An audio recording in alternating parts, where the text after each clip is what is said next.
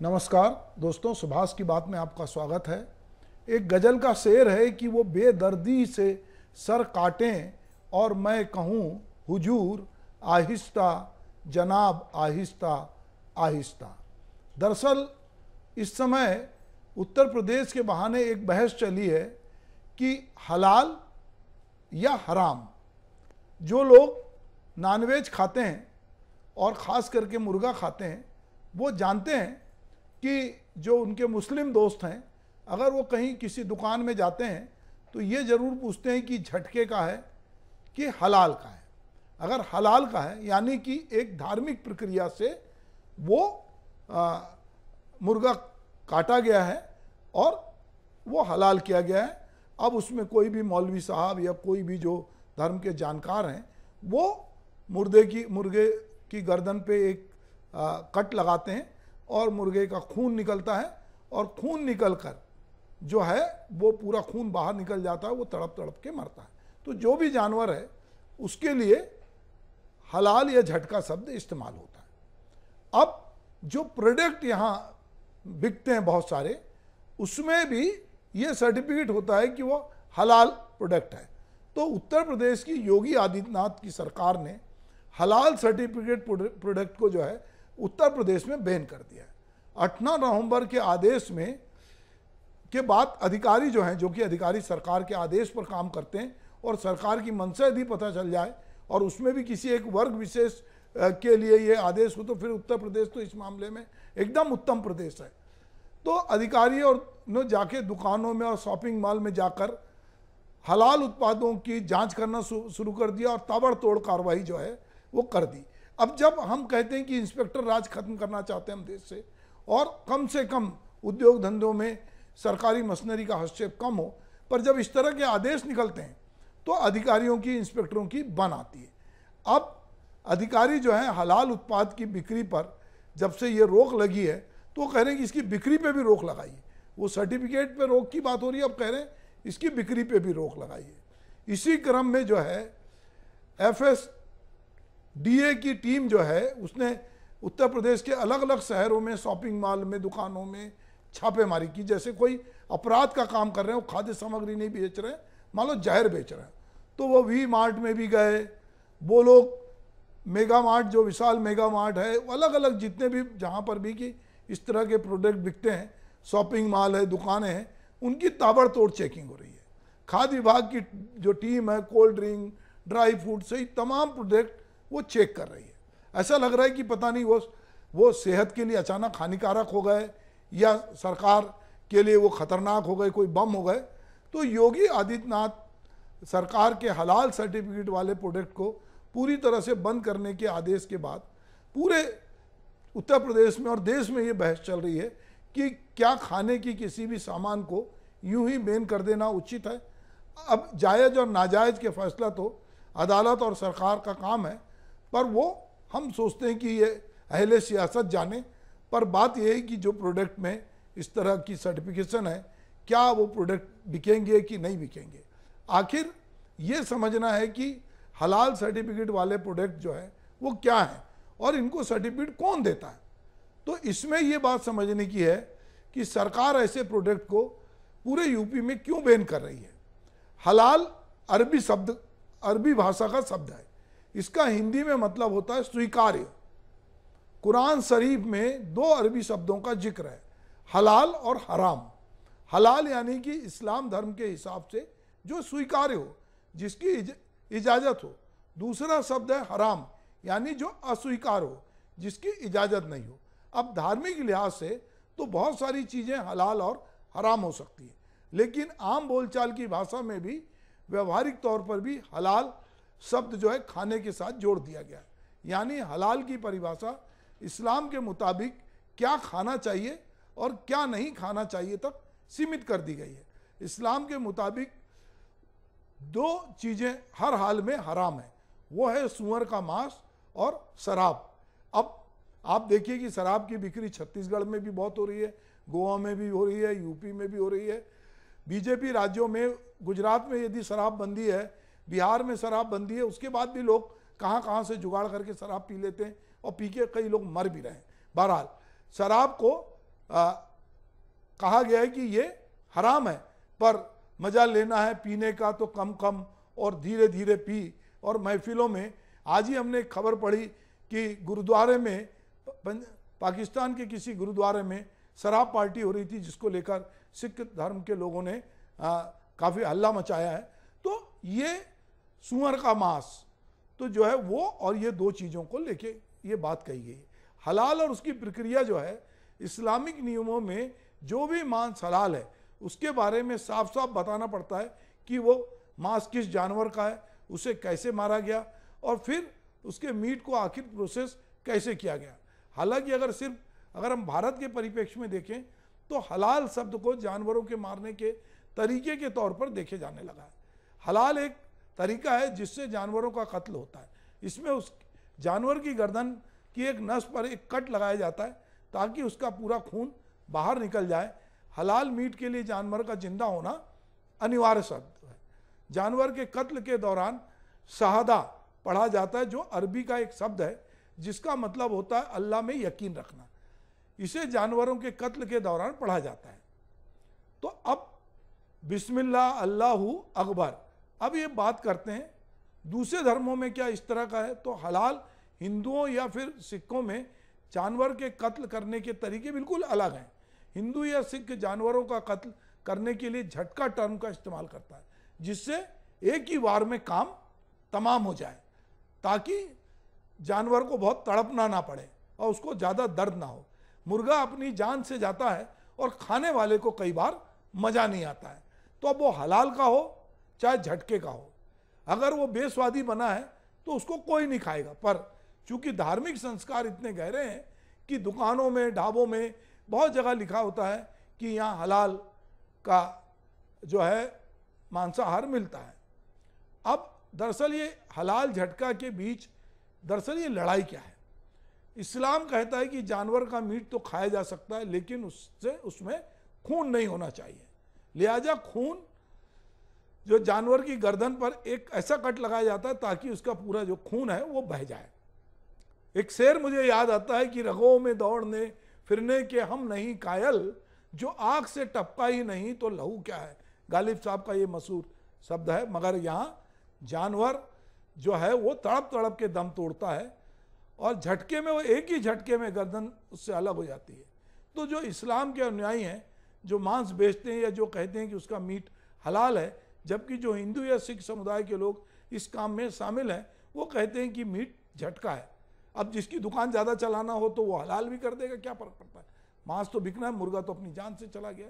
अब दवाइयों के लिए भी हलाल सर्टिफिकेट की ज़रूरत, ये भी एक बड़ी बात है कि हलाल और झटका, मीट तक तो बात समझ में आ रही थी, पर दवाइयों में भी इसका उपयोग होता है, क्योंकि बहुत तरह की दवाई पर जो एक लेयर लगी होती है, वो लेयर के बारे में कहा जाता है कि उसमें सूअर का मीट होता है या किसी और की चर्बी होती है। तो इसको लेकर भी बहुत सारी बातचीत हो रही है। लेकिन अगर हम ये पूरी बातचीत को यदि हम बाजार से जोड़ के देखते हैं तो इससे बाजार पे क्या असर पड़ेगा। अगर दवाओं की बात की जा रही है तो चूंकि दवाओं को भी इसमें शामिल किया गया है, अब आगे इसमें क्या क्या चीज़ें शामिल होगी ये देखना पड़ेगा, क्योंकि बहुत सारे उत्पाद यहाँ वहाँ से आते हैं। दवाइयाँ और ख़ास तौर से कैप्सूल बनाने में जिलेटिन का इस्तेमाल होता है, जिसके लिए कहा जाता है कि सूअर की चर्बी से वो बनता है। इसलिए कई बार मुस्लिम परिवार के लोग कैप्सूल खाने से इनकार कर देते हैं। लेकिन हलाल क्या है और क्या नहीं है, इसके लिए प्रोडक्ट को एक सर्टिफिकेट की जरूरत होती है। इसीलिए कई बार प्रोडक्ट के लिए सर्टिफिकेट जारी होता है जिस पर लिखा होता है हलाल। हालांकि इसमें यह नहीं लिखा होता कि इस प्रोडक्ट में मीट है या नहीं है। वो सर्टिफिकेट बस इस बात का होता है कि इस्लाम के अनुयायी भी उस प्रोडक्ट का इस्तेमाल अपने धर्म के मुताबिक कर सके। अब ये सर्टिफिकेट जारी कौन करता है? ऐसा सर्टिफिकेट जारी करने के लिए देश में कोई आधिकारिक सरकारी संस्था नहीं है। कुछ संस्थाएं हैं जिन्हें मुस्लिम धर्म के अनुयायी और दुनिया के तमाम इस्लामिक देश मान्यता देते हैं और मानते हैं कि उस संस्था की ओर से जारी हलाल सर्टिफिकेट सही होगा। उदाहरण के लिए एक संस्था है हलाल इंडिया। वो अपनी वेबसाइट पर दावा करती है कि हलाल सर्टिफिकेट देने से पहले ये संस्था कई तरह के लैब टेस्ट और ऑडिट से गुजरती है।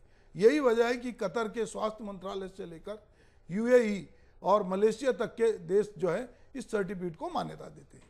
भारत में भी जो भी प्रोडक्ट दुनिया के तमाम इस्लामिक देशों को भेजे जाते हैं उनके लिए सर्टिफिकेशन जरूरी होता है। यूपी में हलाल पर क्यों लगा प्रतिबंध, ये भी जानना पड़ेगा कि ऐसा क्या अचानक हो गया कि योगी आदित्यनाथ की सरकार जो है, जो कि अभी 6 महीने बाद यूपी से ही देश के प्रधानमंत्री तय होते हैं, देश की सरकार तय होती है, तो ये अचानक यूपी में ऐसा क्या हो रहा है जिसको लेकर हम समझें कि एक अलग तरह का माहौल वहाँ बन रहा है। तो 17 नवंबर को दर्ज एक FIR के बाद 18 नवंबर को योगी सरकार ने इस तरह के सर्टिफिकेट वाले प्रोडक्ट को पूरे यूपी में बैन कर दिया। पुलिस ने चेन्नई की हलाल इंडिया प्राइवेट लिमिटेड, दिल्ली की जमीयत उलेमा हिंद हलाल ट्रस्ट और मुंबई के हलाल काउंसिल ऑफ इंडिया और जमातिये उलेमा को गैर कानूनी तरीके से हलाल सर्टिफिकेट जारी करने का केस भी दर्ज किया। यूपी सरकार के जो ये फैसला हुआ, इसको निश्चित रूप से जमात उलमा हिंद जो है वो चुनौती देने के लिए, और बाकी बहुत सारे संगठन उनको कोर्ट में चुनौती देंगे और वो सरकार के अगेंस्ट जो है जाएंगे कि सरकार के इस आदेश से चूँकि बड़ा इसमें रुपया खर्च होता है, तो जो ट्रस्ट के CEO हैं नियाज अहमद फारूकी, उन्होंने कहा है कि जो ये उत्पाद पर बिक्री शासन ने लगाई है ये गलत है, और उनका कहना है कि इसके खिलाफ जो है अदालत का दरवाज़ा खटखटाएंगे। ऐसा नहीं है कि ये मामला यही है, इसके पहले कर्नाटक में भी इस पर बवाल मच चुका है, पर बाद में ये हल्ला गुल्ला होकर ही रह गया कि देश के कई राज्यों में समय समय पे हलाल उत्पादों पे पाबंदी लगाने की मांग उठती है, और कर्नाटक में भी उत्पाद को बंद करने की मांग उठी थी, पर विधानसभा के चुनाव थे। जब चुनाव आते हैं तो बहुत सारी चीज़ें, खाने पीने रहने पहनने, सब बहुत सारी चीज़ों को लेके बहुत सारी बातें होती हैं, उसके उद्देश्य कुछ और होते हैं। अभी हम लोग ये तय करने लगे हैं कि कौन क्या खाएगा, कौन क्या नहीं खाएगा, कैसे खाएगा, तो ये एक बड़ा मतलब हमारे देश में एक नए तरह की बहस है। हमने देखा कि पिछले दिनों यूपी में ही बहुत सारे लोग दूसरों की हंडी में झांक रहे थे कि वो कहीं गाय का मांस तो नहीं खा रहे हैं, फलानी कुछ तो नहीं खा रहे हैं।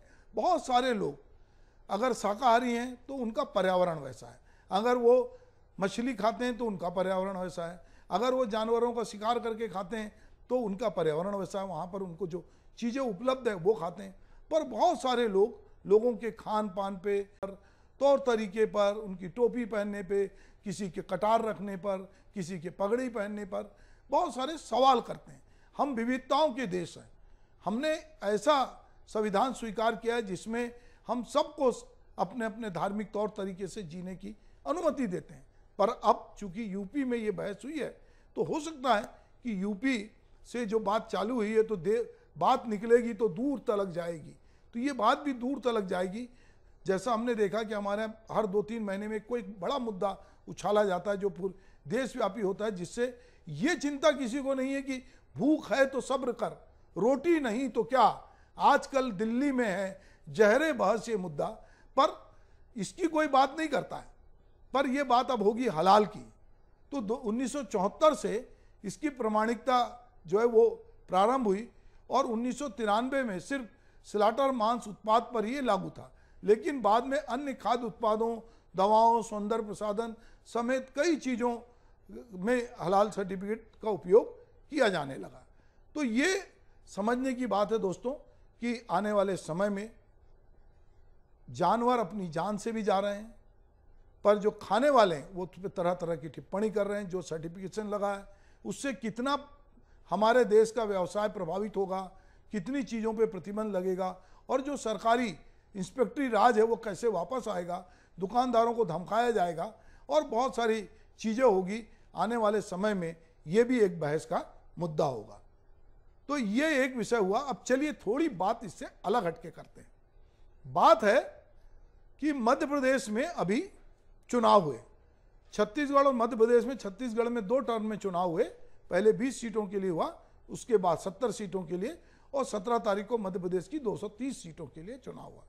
कई बार सरकारी मशीनरी पर यह आरोप लगता है कि वो जो जिसकी सरकार होती है उसके इशारे पे काम करती है, पर सरकारी कर्मचारी भी जानते हैं कि सरकारें बदलते रहती हैं। तो सरकारी कर्मचारी जैसे ही आचार संहिता लगती है तो सरकारी कर्मचारी चुनाव आयोग के अधीन हो जाते हैं और वो चुनाव आयोग के निर्देश पर काम करते हैं। सामान्य दिनों में अधिकारी जो है शासन के प्रति उत्तरदायी होते हैं और जैसा शासन चाहता है वैसा वो काम करते हैं और नियम कानून में रह के करते हैं, क्योंकि बाद में उन पर कार्रवाई भी होती है, क्योंकि बहुत सारी नियम प्रक्रिया है। तो अगर चुनाव जब डिक्लेयर हुआ तो उनकी जवाबदेही जो है वो निर्वाचन आयोग के प्रति होती है, और अगर वो कोई भी गलती करते हैं तो निर्वाचन आयोग कार्रवाई करता है। अब ऐसे में निर्वाचन आयोग दिशा निर्देश भी जारी करता है और जो लापरवाही बरतते हैं उन पर कार्रवाई होती है। अब मध्य प्रदेश में एक नए तरह की बातचीत हो रही है कि अब वहाँ पर कमलनाथ और कांग्रेस के लोग पूछ रहे हैं कि कौन ऐसे कर्मचारी हैं जिन्होंने चुनावी प्रक्रिया के दौरान भाजपा के लिए या सत्तारूढ़ दल भाजपा है उसके लिए काम किया। अब ये पूछना चाहिए चुनाव आयोग को। यदि वो निष्पक्ष नहीं थे तो चुनाव आयोग सारी प्रक्रिया को देख रहा था और चुनाव आयोग को ऐसे लोगों पे कार्रवाई करना चाहिए।